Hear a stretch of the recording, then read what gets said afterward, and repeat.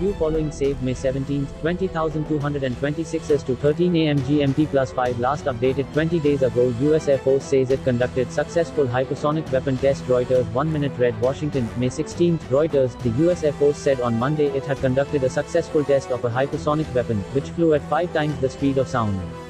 The test was conducted on Saturday off the coast of Southern California when a B-52 bomber released an air-launched rapid response weapon (ARRW), the Air Force said in a statement. Following separation from the aircraft, the ARRW's booster ignited and burned for expected duration, achieving hypersonic speeds 5 times greater than the speed of sound, it said. The United States is not alone in developing hypersonic weapons, whose speed and maneuverability make them difficult to track and intercept. Russia has fired hypersonic missiles at targets in Ukraine and China has tested hypersonic weapons, US military officials have said. China's foreign ministry denied in October that it had conducted a weapons test.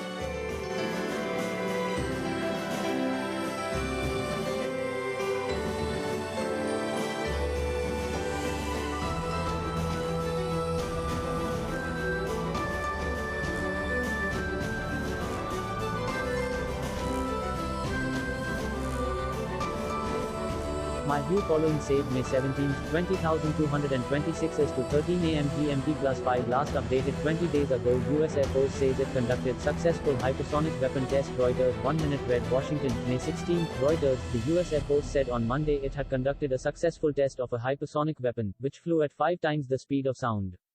The test was conducted on Saturday off the coast of Southern California when a B-52 bomber released an air-launched rapid response weapon (ARRW), the Air Force said in a statement.